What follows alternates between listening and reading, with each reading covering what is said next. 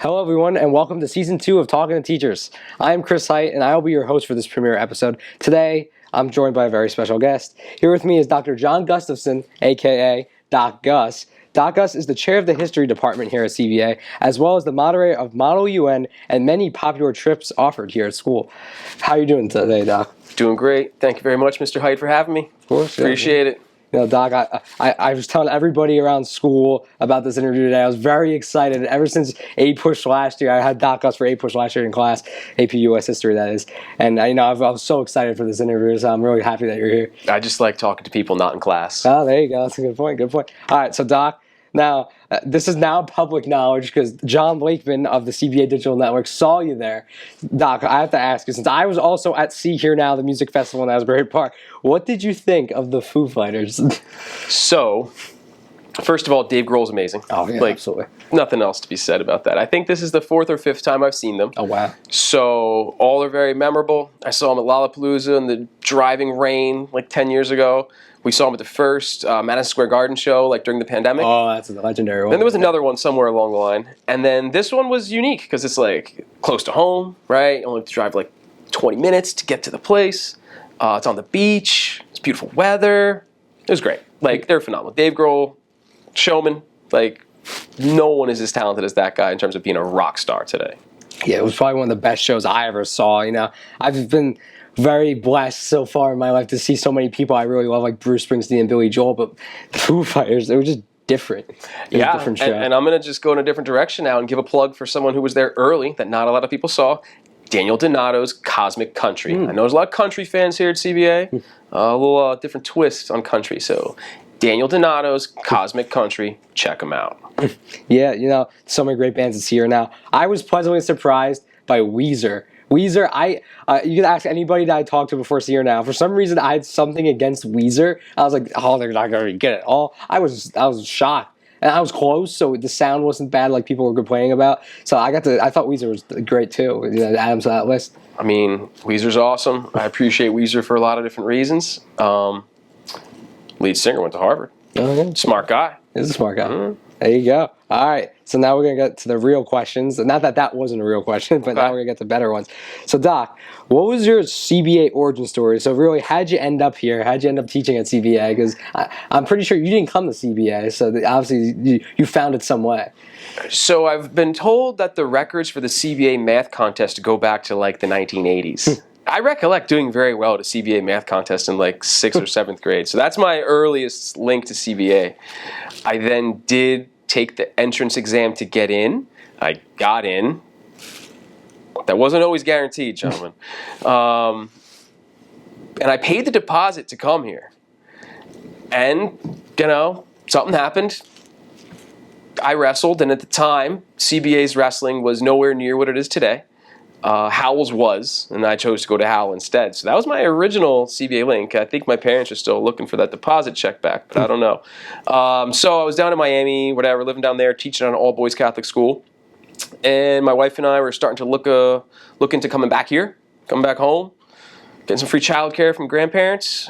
And I started looking around at possible openings, and CBA came up, applied, got the job.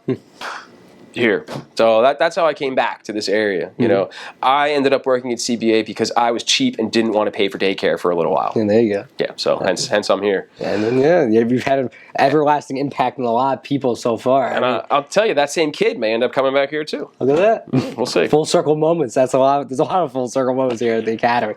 Well, Doc, now diving more deep into your CBA, what you do here, how has Model UN evolved over the few years that you've been the club moderator?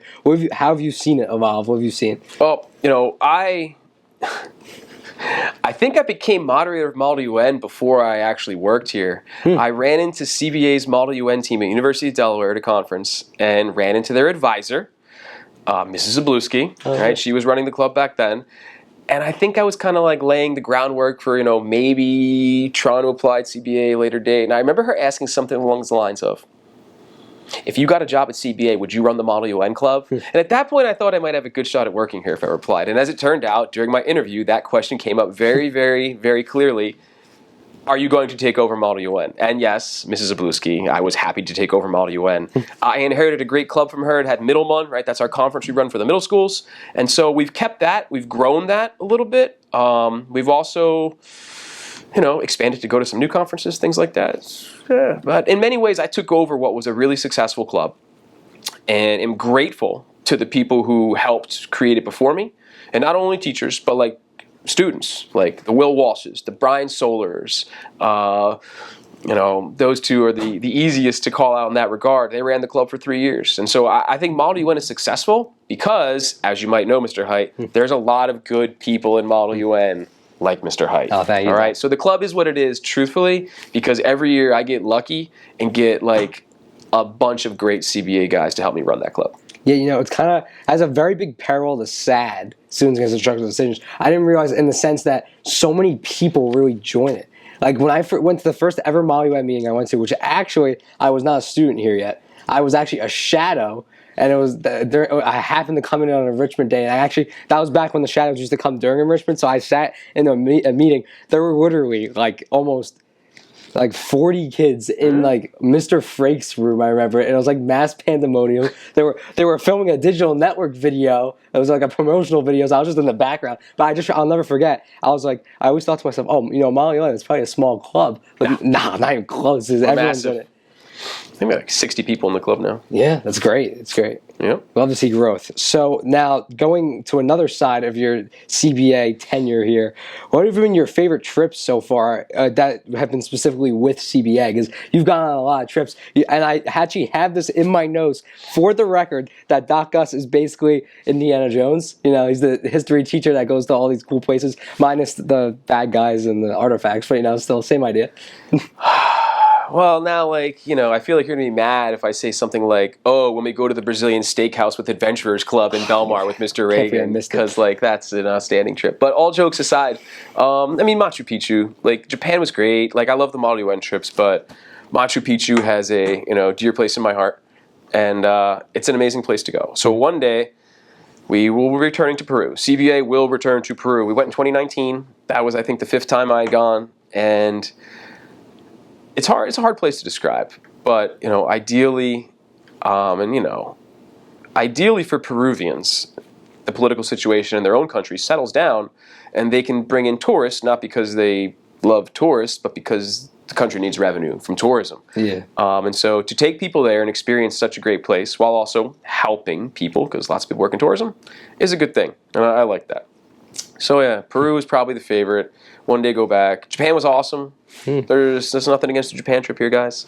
And Eastern Europe's going to be awesome. So we're going to Budapest, Vienna, and Prague this Easter. So, still some spaces available there. It's a big trip. But, Doc, nothing will beat. I still hold it dear in my heart. The first ever CBA trip I ever went on was Bossman.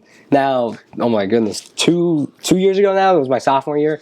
So now that's crazy how long ago it was, but nothing will ever beat. It recapture the magic of that trip for some reason. It was so it was different. I don't know if it was just because it was the first overnight trip I've ever gone on, or it was just because you ran it. Because your trips are kind of different than other people's. So I think that trip had a special energy because it was the first trip that had happened in a while at CBA. So that was the last trip that happened was 2020 Bossman. Mm-hmm. And then it was 2 years before we had another trip because of obviously the pandemic. So I do think that there was something special about going up that time, and yeah, it's a different group. The group was very special. I remember a lot of guys, everyone had their own versions of comedy. I would say that's a good way to describe the group. Everyone was really nice. They very welcoming. If we're gonna get back to a little more serious note, they were all. I thought that group of Model UN guys, those seniors, were very welcoming. They actually really got me into the club because let's face it, freshman year I kind of did one thing. I was like, "Oh, hi Doc, I'm Chris Height. You knew my brother." Shh, that's John okay. Height. Don't worry. It's okay. Yeah, but I feel like that trip was really welcoming, and also just welcoming in general. It kind of introduced me to the idea of responsibility. That's actually a big idea I want to talk about. Your trips, because I feel like you kind of teach us responsibility on these trips in certain ways. You try to, yeah, and it works.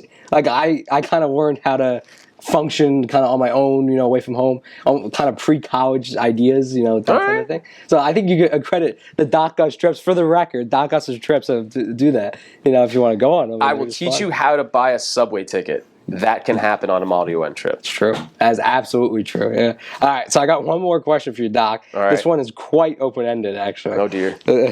And before we start, Doc was like, "Oh, I kind of like being surprised." So you're gonna be surprised by this one, probably. And I'll make Doc nervous. All right. Here we go.